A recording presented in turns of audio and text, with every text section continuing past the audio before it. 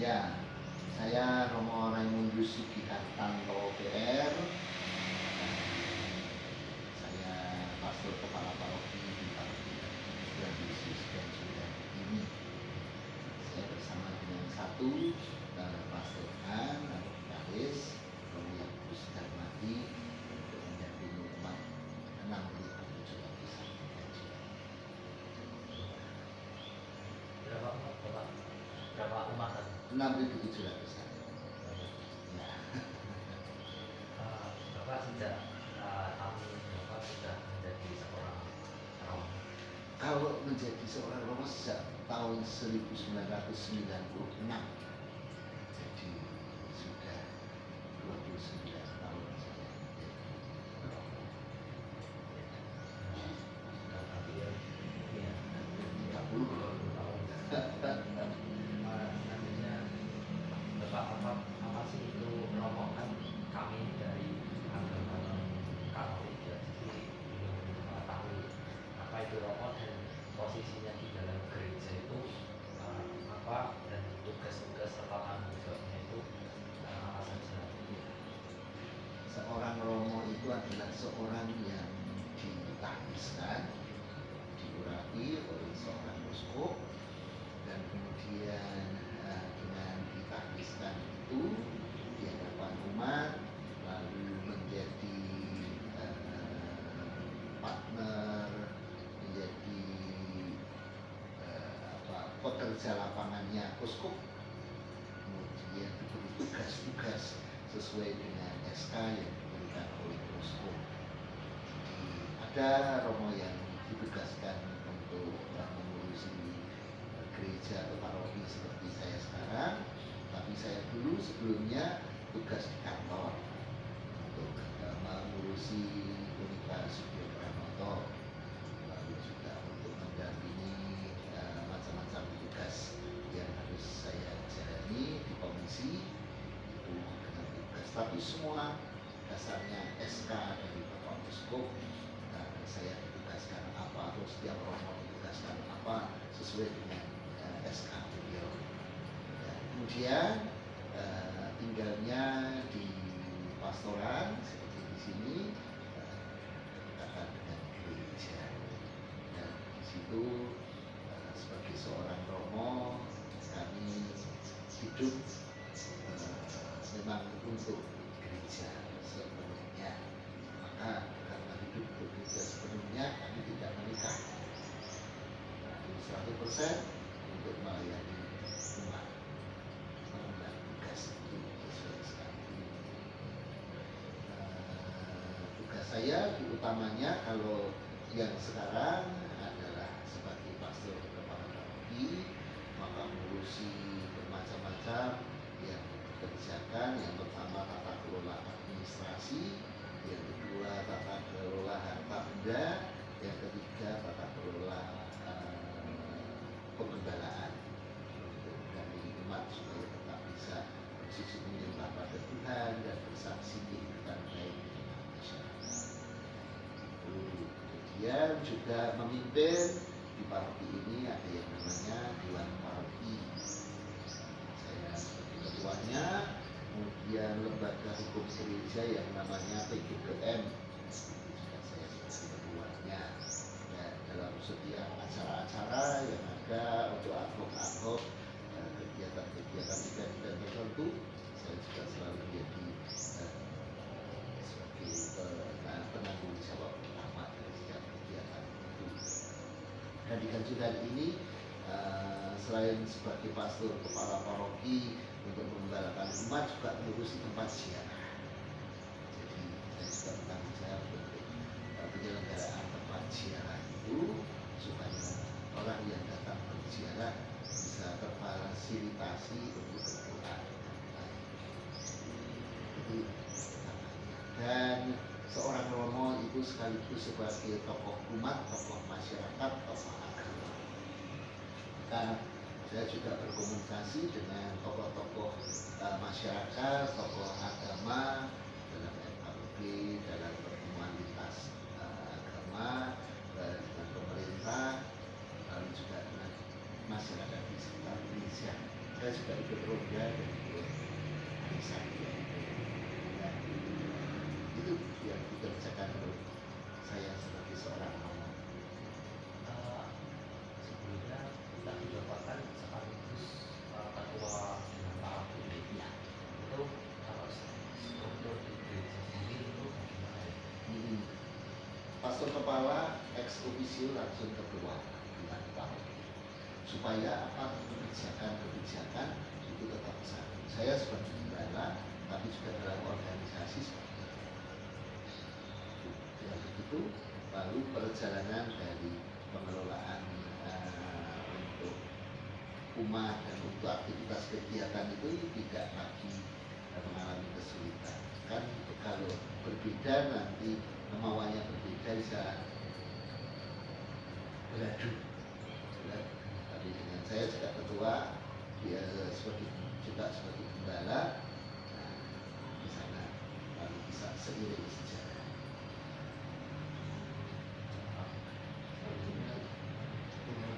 Di sini saya ingin tanya, Ya. cara jadi romo atau syarat-syarat jadi itu gimana ya? Ya. Syarat jadi romo laki-laki wajib, jadi nggak boleh perempuan. Kalau perempuan jadi suster. Suster itu seorang biarawati. Kalau ia mau jadi biarawan menjadi bruder. Mungkin pernah dengar ada SD, SMP, SMA, Panggung Luhur, itu yang dimiliki oleh para bruder itu sebagai biarawan. Kemudian romo itu sebagai rohaniwan. Laki-laki umurnya sesuai dengan yang ditentukan maksimal 30, lalu mengikuti pendidikan. Kalau dari SMP SMA itu pendidikan seminari menengah, kemudian masuk ke novisiat atau rohani, kemudian sekolah di seminari itu. Syaratnya tentu badan sehat, intelijensi cukup. Di sana dibuktikan dengan lolos tes. Kesehatan dibuktikan dengan lolos cek kesehatan seluruh Jakarta. Kenapa kau harus cek kesehatan? Ya untuk melayani supaya tetap bisa kuat, maka harus sehat. Kalau baru mau masuk, ketika sudah jadi romo kemudian mengalami sakit itu sudah cerita lain. Tapi ketika masih mau masuk ke pendidikan itu, badan harus sehat. Kemudian siap untuk menjalani pendidikan sesuai dengan yang ditentukan dan tidak boleh istilahnya remedi banyak. Kalau remedi banyak berarti tidak mampu untuk secara ketat untuk menjalani, karena nanti tugasnya tidak sederhana, karena harus berdasarkan teologi memimpin umat. Jadi harus sekarang bahkan diwajibkan minimal S2 untuk mulai berkarya jadi romo. Dulu sebelumnya hanya S1, dan sekarang harus S2. Nah, nanti Bapak Uskup juga memberi tugas masing-masing ketika orang akan ditugaskan untuk di mana harus siap mengemban tugas dimanapun dan di tempat apapun. Jadi pendidikan untuk menjadi imam itu melatih untuk diri pribadi, itu juga menjadi orang yang taat, orang yang sederhana dan siap untuk hidup suci. Di sini ada latihannya. Kalau dari SMP itu kurang lebih 12 tahun, kalau dari SMA masuk itu 9 tahun, kalau dari mahasiswa atau sudah bekerja itu 8 tahun. Nanti masih ada perpanjangan, yaitu tergantung dari situasi kondisi dari calon pastornya. Prinsipnya dari SMP itu 12 tahun, SMA 9 tahun, kalau sudah lulus sarjana atau sudah bekerja itu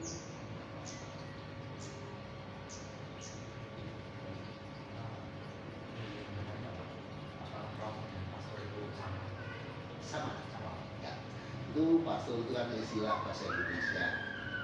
Nah, romo itu istilah khusus di Jawa Tengah, Jogja. itu sebutan untuk Romo. Orang dari Jawa Tengah Jogja meskipun juga di Jakarta lebih nyaman dipanggil Romo. Kalau dipanggil pastor itu barat-baratan ya. Tapi kalau sebutan dengan Romo itu lebih rasanya Yawani. Sama persis. Itu kan sebelum saya menjadi Romo terdapat seleksi. Ya. Nah, ketika sudah diangkat menjadi Romo, apakah ada aturan-aturan tertentu yang tidak boleh dilewati? Aturan-aturan apa saja yang harus dipatuhi sebagai seorang Romo ketika sudah diangkat menjadi seorang Romo? Ya. Aturannya tidak boleh melakukan hukum negara. Jadi apa yang ditetapkan oleh negara kita lakukan taat dan sebagainya. Yang kedua, hukum gereja. Kita juga bisa. Ada kitab hukum kanonik yang membuat ketentuan bagaimana kehidupan baik sebagai jemaat, tapi seorang biarawati atau seorang romo itu ada dalam kitab hukum kanonik. Kemudian yang ketiga itu menjalani janji atau kaul kehidupan sebagai seorang imam untuk hidup sederhana, kemudian hidup suci, dan kemudian taat. Taat itu tiga-tiganya tidak boleh dilanggar. Hidup sederhana itu tidak kemudian orientasi dalam karya itu untuk orientasi ekonomi. Kita bahkan melayani tanpa diberi apapun tetap bersiap. Kalau orang dalam bisnis atau bekerja patut mendapat upahnya, ya. Kita enggak. Kita orientasi utamanya lain. Yang kedua, soal ketaatan. Dipindah manapun, ditugaskan apapun harus siap. Tidak boleh membantah, tidak boleh menolak. Kemudian kesucian memang tidak boleh diperkeluar. Kalau kemudian dia nekat datang ke catatan sipil untuk menikah, ya udah otomatis dia tidak boleh itu. Kemudian tidak boleh juga untuk yang namanya korupsi. Kalau sampai ketahuan korupsi, umpamanya ditugaskan dalam lembaga sekolah, lalu dia sebagai kepala yayasan, kemudian korupsi, udah nanti kena hukum. Kemudian juga tidak boleh melakukan kekerasan pada umat, kepada karyawan, kepada siapa. Moral etika sebagai seorang pemimpin kita harus dijaga. Itu tidak boleh juga untuk apalagi di media sosial itu menggunakan kata-kata yang kasar atau mencaci maki siapa, menggunakan kata-kata yang tidak terhormat, dikenakan sanksi. Awalnya dipanggil, satu bulan masih bisa dibenahi enggak? Itu kalau enggak ya sudah. Kalau masih bisa dibenahi, nanti pasti akan proses. Jadi dia maupun juga harus bertanggung jawab untuk hidupnya dan tugasnya. Bertanggung jawab.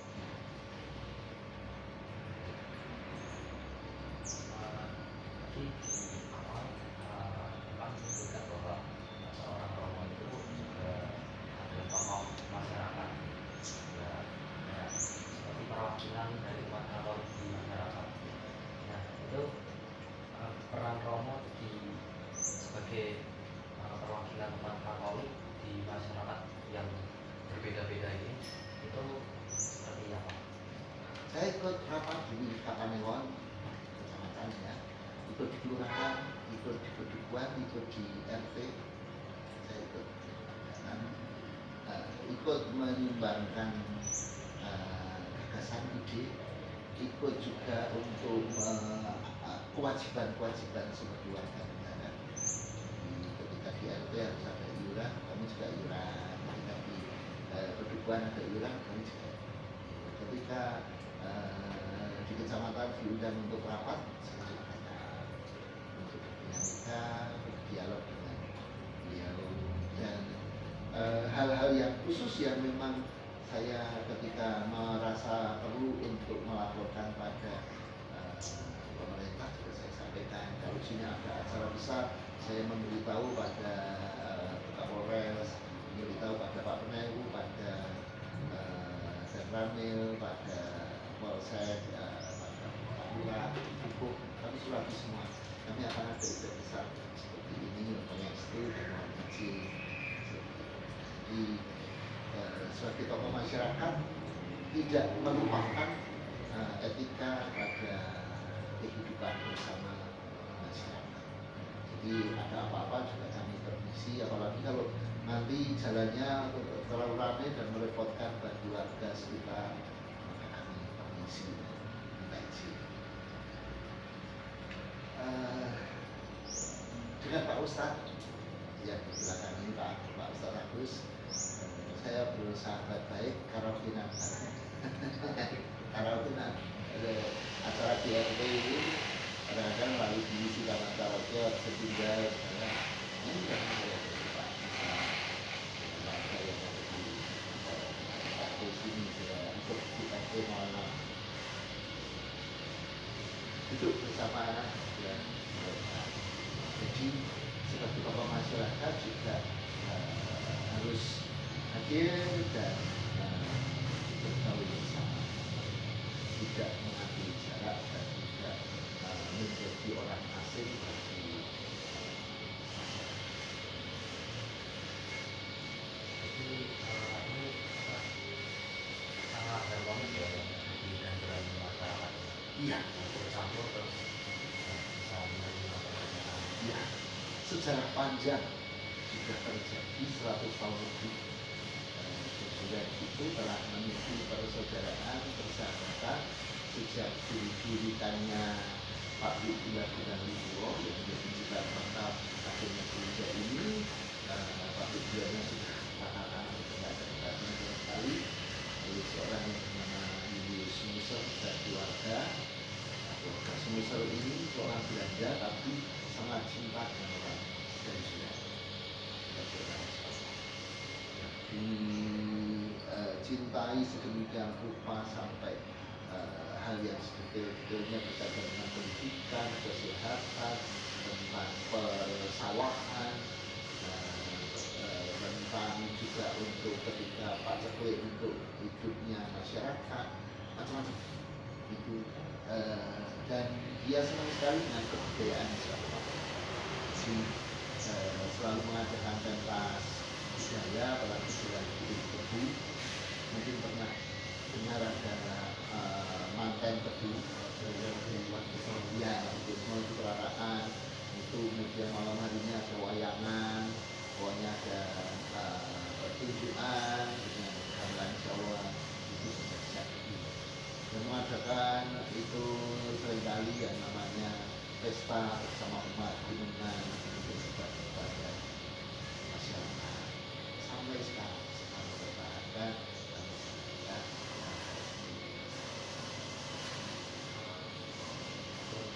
Ini masih berhubungan dengan kemasyarakatan. Ini apakah juga ini sebenarnya dua pertanyaan tapi saya gabung jadi satu. Ini apakah gereja Benturan ini mengadakan pertemuan rutin antar tokoh agama dan misal ada hari-hari besar, apakah itu melibatkan masyarakat termasuk yang non-Katolik? Ya, kami ada kenduri lintas ini. Kenduri itu tradisi Rutin ya Pak? rutin Ya, kita adakan. Kalau yang umum itu pada bulan Pura, tapi kami ambil pada bulan Juni. Kita tidak ambil yang namanya Suro Sapa Mulut sampai itu tidak besar gitu ya. Tapi kami pakai bulan Januari, Februari, Maret, April, dan kami ambil pada bulan Juni itu untuk kenduri setiap tahun. Dan yang tahun ini kemarin sudah lebih dari 1.500 yang ikut datang di sini. 7 tokoh agama ikut datang semua. Bahkan dari kabupaten, dari keraton ikut datang di sini, dari DPR ikut datang, Polda, Polres ikut datang di sini. Sama-sama Pol, Dinas Pariwisata dan Kebudayaan memantau dan melihat apa yang terjadi, dan mereka senang sekali karena masih bisa di zaman ini dalam pertemuan yang cukup besar mengadakan pendiri bersama, dan dari 7 agama itu masing-masing juga membawakan. Kemudian saya juga mengadakan buka puasa di sini ketika Ramadan, juga mengadakan buka puasa untuk masyarakat yang ada sekitar di sini. Dan yang mimpin doa Pak Ustaz. Kami pokoknya menyediakan itu, panitianya juga bersama mereka. Siapa yang diundang untuk membantu menyebarkan juga teman-teman dari RT untuk membantu menyebarkan undangan itu. Lalu ketika Lebaran kami juga memberi salam-salam pada mereka untuk itu, dan mengadakan Lebaran juga bersama-sama. Bahkan kemarin ketika Lebaran yang tahun ini itu memberikan untuk renungan Idul Fitri, saya malah diminta untuk memberi renungan. Jadi sama Pak RT Romo minta untuk memberi renungan dari Romo mesti tahu bisa untuk membuat umat masyarakat di sini tetap sayur rukun untuk bersaudara. Ya, Pak Ustadz mengisi, tapi saya disuruh untuk mengisi juga. Kemudian ada setiap bulan Februari itu kami mengadakan doa persaudaraan lintas iman. Mengadakan doa bersama, sesudah itu ya saling cerita-cerita, makan.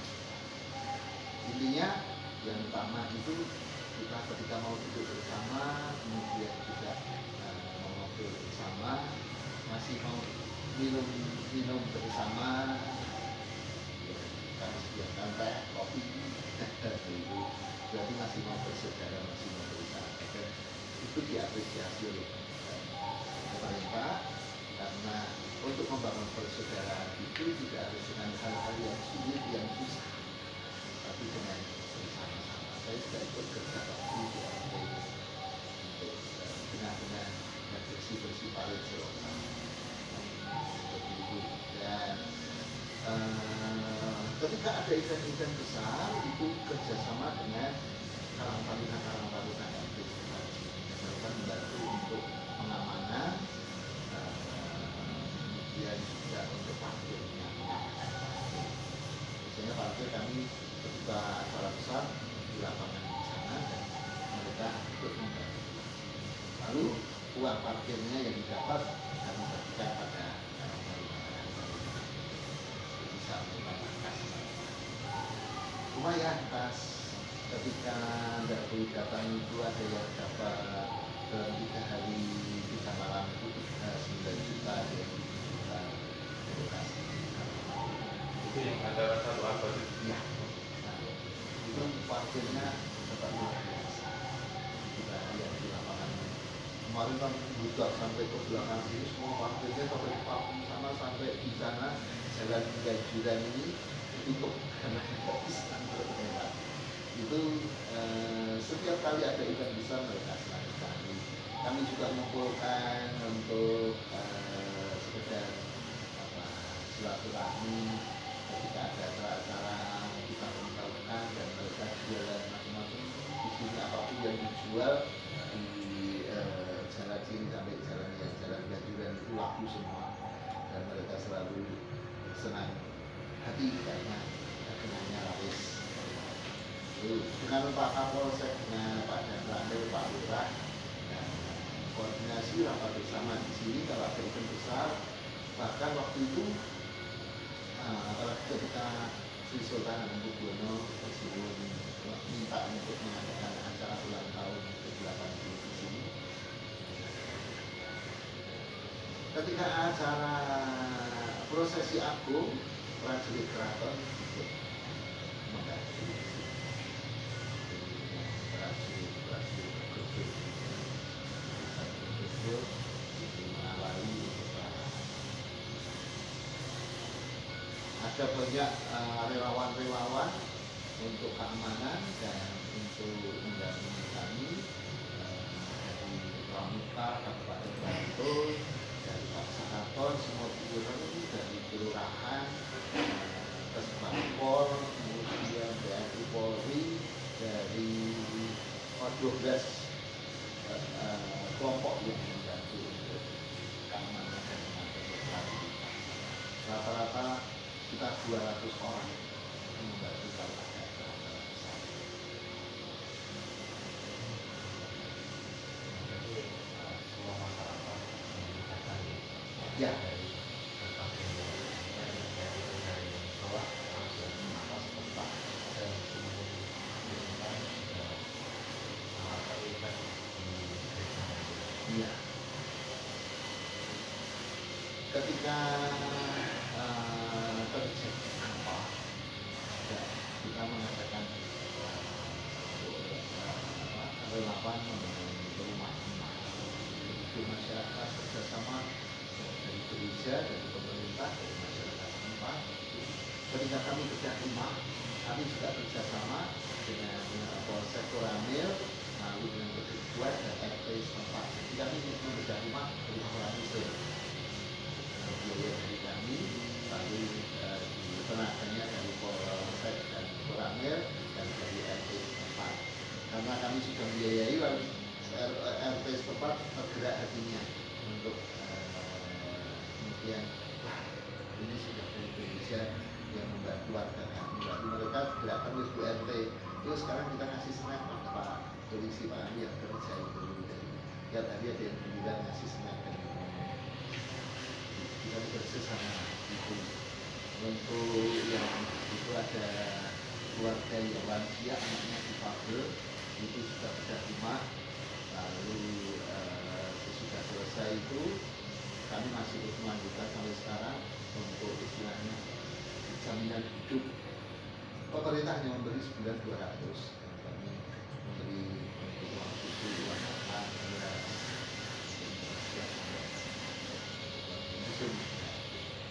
jadi kami membantu untuk warga sekitar ini, tidak hanya orang Katolik tapi juga orang yang lain, lalu dari Pak Duko atau Pak RT yang mengajukan semampu kami.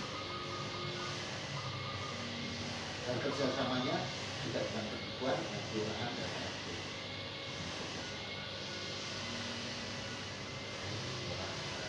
Menurut Pak Aris itu kalau tidak salah gereja ini pernah ambil tahun 2005. Iya. Itu kan langsung diubah menjadi inspektur Jawa. Itu apakah ini salah merupakan apa atau kesalahan? Ketika sudah gempa dan agak mungkin untuk dipakai lagi, mau tidak mau harus dirobohkan tata mana, lalu kita berpikir apakah akan dibangun seperti semula atau akan diubah bentuknya. Kami yakin untuk dari diri sendiri ini keluarga Sinisel, ternyata kami temukan dia itu dulu mengajukan pengen bangunan gereja kayak Jawa pada tahun 1922 itu, tapi dari Roma tidak mengizinkan karena belum biasa untuk gereja kayak lokal. Jadi tidak boleh, akhirnya yang dibangun itu bentuk gereja kecil itu akan untuk 300 orang aja namanya, untuk 100-an sekian orang, kecil sekali pada umatnya. Sekarang sudah 6.700-an ya. Jadi akhirnya kita punya ide mencari yang terjadi dapatkan dia pengen untuk gereja Jawa.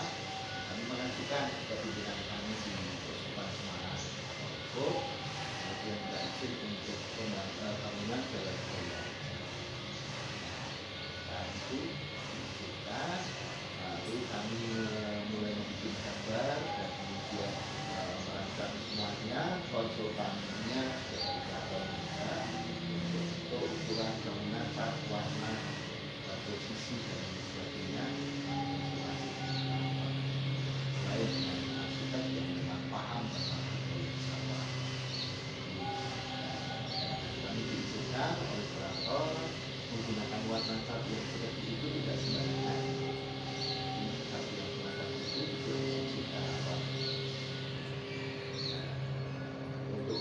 sebuah lembaga ya, kalau rumah pribadi itu bisa dan kalau lembaga itu kan menjadi gereja Karya Sawa justru mungkin satu-satunya suku yang terbesar di Jateng DIY untuk gereja.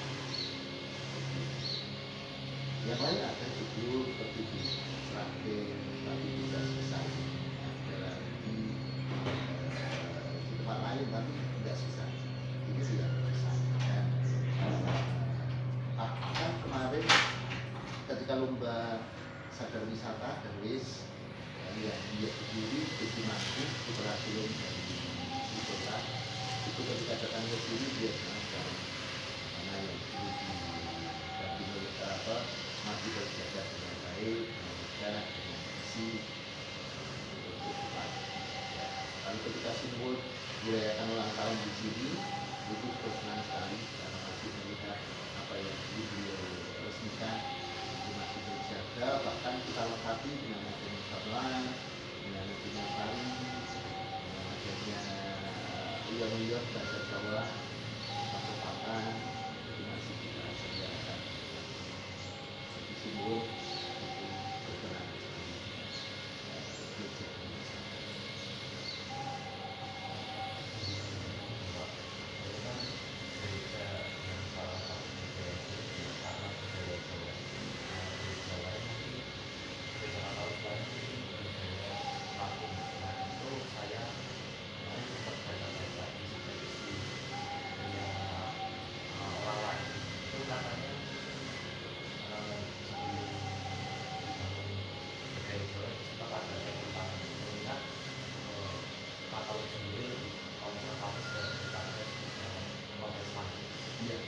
Itu tadi ketika Sumsel itu mengajukan untuk gereja Karya lokal nggak boleh pada waktu itu. Tapi sesudah Konsili Vatikan kedua, gereja Katolik lebih terbuka dan untuk implementasi lebih maju dan lebih berkembang sehingga lalu Konsili Vatikan kedua kan tahun 6566. Jadi sesudah itu mulai bermunculan gereja-gereja Karya lokal. Di sini ada di Medan juga ada Gaya Medan ya. Itu lalu di Jakarta ada gereja Gaya Oriental Oasis dulu, Gaya Oriental, kemudian di Kebun Dalem, Pecinan, Semarang itu ada juga gereja yang dekorasi di dalamnya Gaya Oriental. Itu pasca Konsili Vatikan kedua kami bisa mengembangkan gereja Karya lokal, Gaya yang berbeda dari dulu orientasinya Gaya Eropa, Renaissance atau Gaya apa yang modern lah. Sekarang tidak bisa. Tapi utamanya semua harus izin dengan sebelum diizinkan oleh untuk kami mengajukan gambar dulu, konsultasi, nanti ada perbaikan dari gambar-gambar itu. Ada beberapa hal yang harus tetap ada yang boleh divariasi, tapi ada yang tidak ada. Yang baru itu harus kapan? Namanya apa? Pasti imamnya itu jelas harus ada. Kemudian ruang pengakuan dosa, ada ruang sakristi. Kemudian kalau kursi umat itu boleh duduk kursi, boleh duduk seperti itu. Kemudian ada tabernakel, itu gereja menghadap kepada umat. Karena dulu sebelum Konsili Vatikan kedua, Romo itu membelakangi umat. Jadi umat hanya dapat hidupnya. Hanya saat-saat tertentu Romonya itu menghadap umat. Tapi sudah Konsili Vatikan kedua sudah selesai. Karena dulu konsepnya ya kayak Muslim imamnya itu kan berada di depan, ketika memimpin sholat lalu jemaat di belakangnya gitu ya. Tapi setelah Konsili Vatikan Romonya sekarang masih tidak sama kayak jemaat imamnya. Oke, Ya, Untuk selanjutnya Bapak, tadi kan cerita Bapak itu menggambarkan betapa harmonisnya masyarakat dengan segi pendidikan. Namun kan akhir-akhir ini ada isu-isu intoleran yang baik itu dari umat lain maupun umat Katolik sendiri, banyak yang oknum-oknum yang kurang toleran gitu Pak. Itu bagaimana Bapak memandangnya? iya. Biasanya kalau orang yang intoleran itu lagi pengetahuan imannya lagi setengah-setengah gitu. Istilahnya masih mage-mage, belum dalam sampai ke hati, belum menghayati akan ajaran Tuhan yang kasih. Ketika orang sudah menghayati isi ajaran Tuhan itu Allah yang maha kasih, yang maha baik, yang maha cinta, lalu orang akan bersama itu lebih baik. Tapi kalau belum paham sampai ke kedalaman itu, maka dalam perjumpaan dengan yang lain isinya menganggap yang lain berbeda itu persaingan. Ketika memandang yang lain itu baik, bukan yang baik, tapi dipandang sebagai sesuatu yang salah. Itu bukan baik. Jadi orang Kristen sendiri juga banyak menyalahkan orang-orang Katolik, menganggap sebagai orang India, kuno, dan sebagainya. Jadi ya sudah, kami menghayati dengan itu, tapi ya kami jalani mencoba untuk mengolah hati umat supaya dalam ajaran di tempat kami bahkan dikatakan ketika kamu ditampar di kananmu berganti ke kiri, ketika kamu diminta jalan 1 mil jalanlah 2 mil, ketika kamu dicaci maki doakan itu.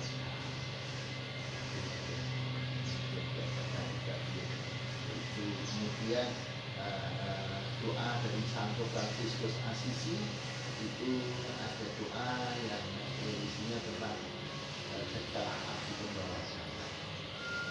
Doa itu kemudian membimbing untuk kita menjadi orang yang damai. Ya memang karena latar belakang masing-masing katakanlah ada juga orang Katolik yang beragama juga ada membagi kita.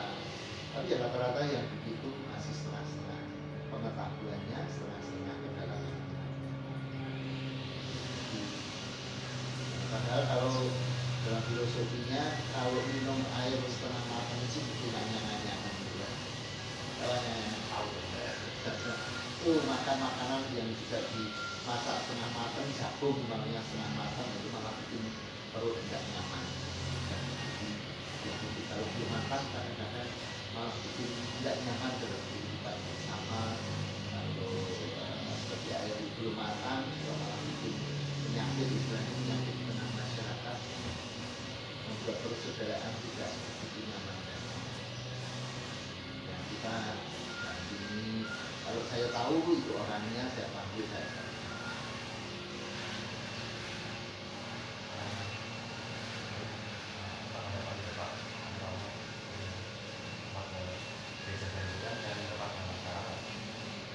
Saya mengajak kepada umat saya untuk menjadi orang beriman yang berbahagia, menginspirasi dan menyejahterakan. Itu adalah tujuan untuk saya buat bersama dengan umat. Kalau hidup itu bahagia, susu bahagia dari dalam, ditang dirapokon atau bahagia ya.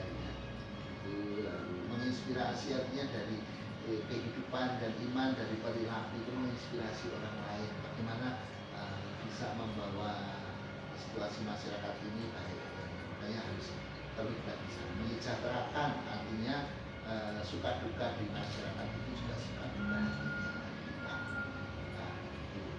Kemudian kalau di dalam lembaga saya gereja ini, saya mengajak membenahi untuk menjadi transparan, akuntabel, juga profesional. Artinya profesional itu ya zaman sekarang itu sudah maju, kita layani dengan sebaik-baiknya pelayanan akuntabel, bisa dipertanggungjawabkan dari semua laporan itu, transparan, bisa dilihat hasilnya, atau target dan hasilnya dampaknya itu bisa dilihat untuk dari organisasi yang ada di Paroki itu menjalankan seperti itu.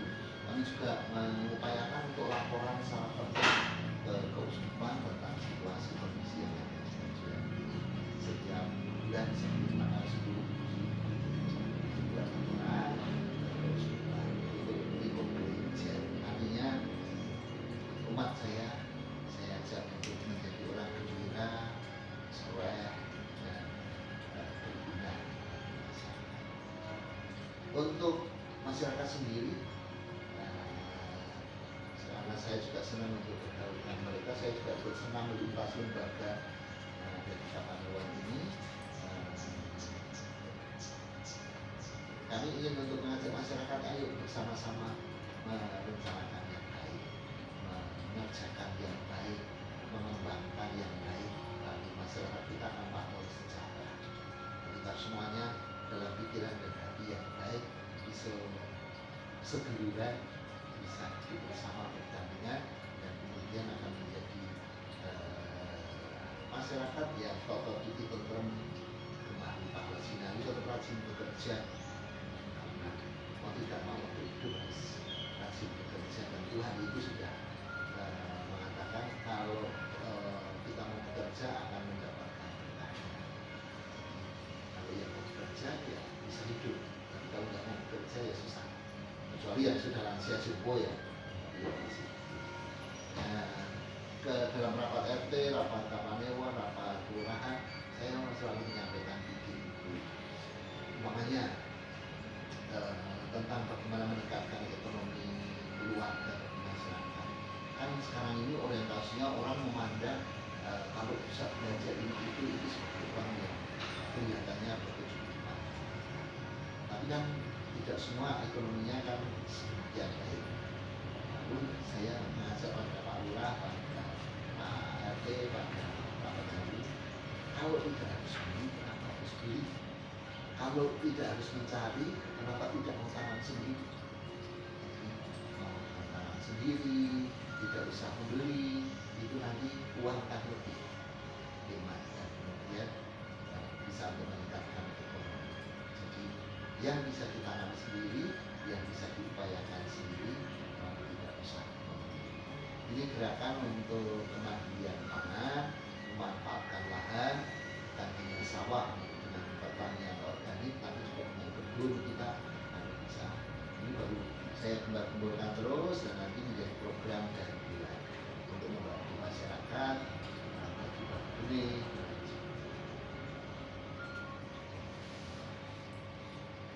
Tetap gandeng tangan, tetap bersaudara, berbeda bukan berarti kita harus bermusuhan. Berbeda disusun dengan baik, itu baik seperti pelangi, merah kuning hijau biru menjadi indah dipandangkan.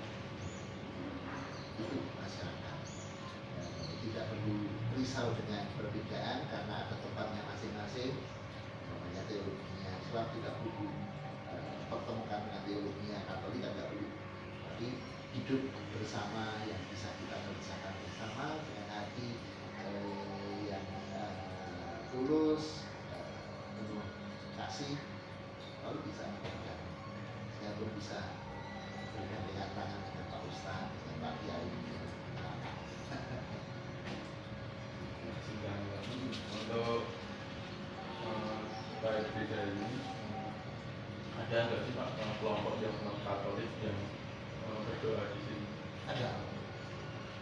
Nah, nggak tahu nanti ya yang datang apa enggak. Banyak orang Muslim datang di sini, orang Buddha, Hindu, Konghucu datang di sini. Ada yang malah yang menyuruh Pak Kiainya. Sudah 7 tahun tidak punya anak, lalu datang Pak Kiai, malah bilang sangat menjanjikan, doa sana temui kuburannya yang pakai balkon. Padahal Pak Kiainya belum pernah kesini. Saya juga heran, "Loh, dari mana tahu bagiannya?" Nggak tahu, saya cuma disuruh datang ke sini. Datang sini wudhu di dekat candi itu, sholat di Pondok itu 9 kali datang ke sini. Lalu sesudahnya dan kasih nama.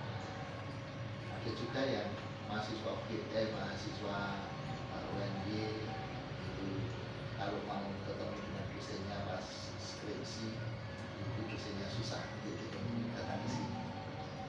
Saya tanya, "Mbak, kalau ke sini kenapa? Mau ikut doa boleh ya Pak?" Boleh, silakan. Ada permintaan apa? Ini baru skripsi, dosennya susah ditemui. Kalau doa ke sini mau pulang itu dosennya bisa juga. Jadi begitu yang dari Sragen itu orang yang punya usaha asbes belum berhasil, selalu pecah-pecah, tanya pada Pak yang di Sragen sana, usul cari candi yang di dekat pantai selatan, cari-cari di sana nggak ketemu. Lalu cari ditunjukkan itu candi tempatnya yang Kemangir, tapi kan nggak ada Pancuran 9. Pak Kiainya bilang candi yang ada Pancuran 9. Lalu tanya umum lagi, akhirnya dia menunjukkan datang ke sini, kebetulan di sini memang Pancuran 9. Dia mengambil air bawa pulang, kita minta pada Pak Kiainya, ini untuk apa, yang beli. Sampai sekarang itu nggak berhasil. Kalau airnya habis itu sering juga habis, dia mau muncul itu pada ikut dan kuda hidup itu berdua di sini juga. Dengan adanya candi itu mereka senang juga. Kemarin dari UIN Kalijogo serombongan datang ke sini. Iya, kemarin siang ada program.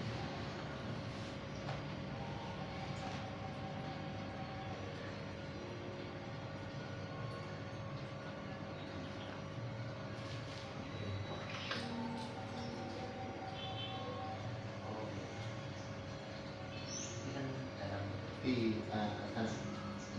aula. Nah, ya. Itu kami itu banyak didatangi. Kalau dari UIN Kalijogo, kemudian dari Semarang itu UIN Walisongo, kemudian UGM, UNY, IAIN Kediri, kemudian Partai NU, kemudian lagi yang dari ibu-ibu yang dari Muhammadiyah itu apa? Ada juga ini. Itu kemudian yang dari Kristen itu dari UKD, UKSW, baru FKUD dari berbagai kabupaten dan provinsi datang ke sini. Kemarin dari Dinas Pariwisata dan Kebudayaan juga datang ke sini untuk wawancara merekam yang untuk skripsi, tesis, karya tugas akhir banyak sekali, termasuk kayak begini.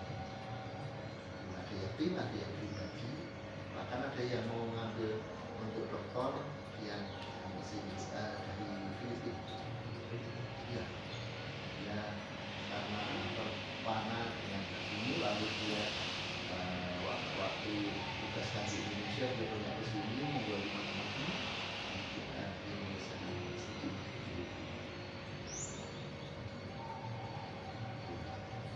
disertasinya tentang insulin. Itu Mas Adnan mungkin itu sudah menjawab semua pertanyaan saya. Saya tulis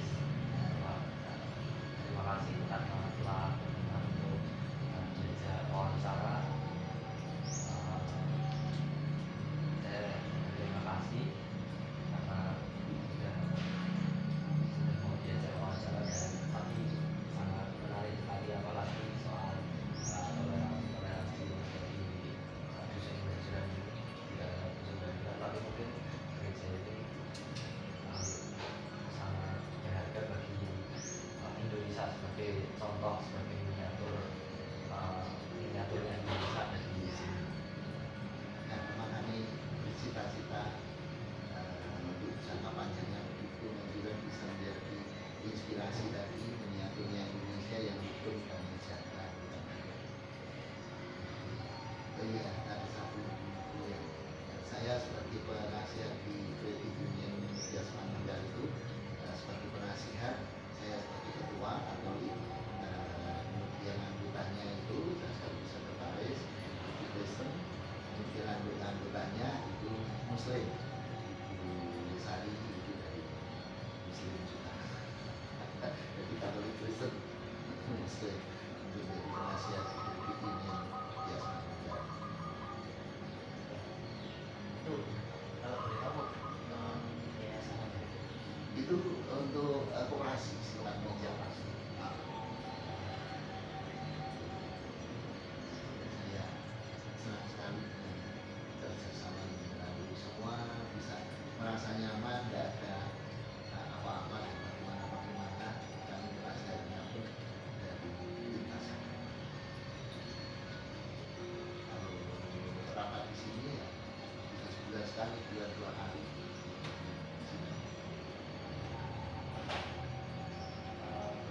Mungkin nanti boleh foto-foto dokumentasi, boleh dokumentasi di sana. Cukup. Itu? Terima kasih Ya. Bapak.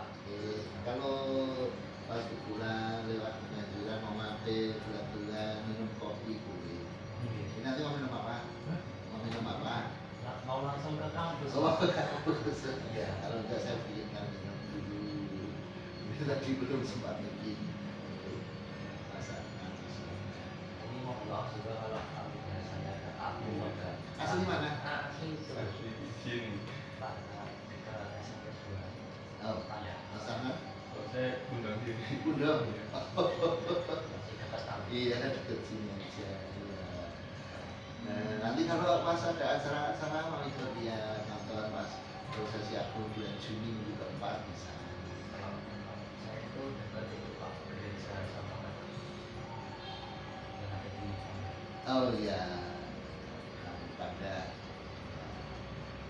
yang di betul-betul geni Surabaya. Saya siap minggu ketiga sore di sana.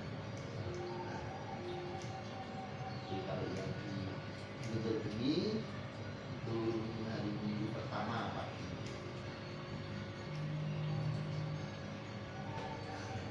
Kalau yang di Undong itu ada gereja Santo Lukas Tangerang, itu minggu kedua dan keempat. ini Pak. Boleh. Sebulan 2 kali kami ke gereja-gereja kecil. Yang lainnya saya minta bantuan dari Romo Tamu dan dosen-dosen dari seminari untuk bantu kalau Sabtu atau Minggu. Nanti acara apa yang nanti di sini? Ada prosesi agung kayak sekaten. Kayak sekaten. Tanggal Minggu keempat bulan Juni. masih lama. Nah, masih lama, masih setengah tahun lagi. Ada sangganan, ada kenduri bulan Juni juga biasanya hari Rabu atau Kamis sebelum kami mengadakan prosesi agung. Ada malam satu suro kami juga adakan. Paparatri jalan mengelilingi gereja sampai SMA STC sana dulu. Yang kemarin itu sampai ke perempatan Ringin itu, perempatan Ringin terus ke utara. Kemudian itu sampai di satu RT. Orang-orang RT itu senang, ada yang ikut membantu untuk keamanan, ada yang ikut jalan.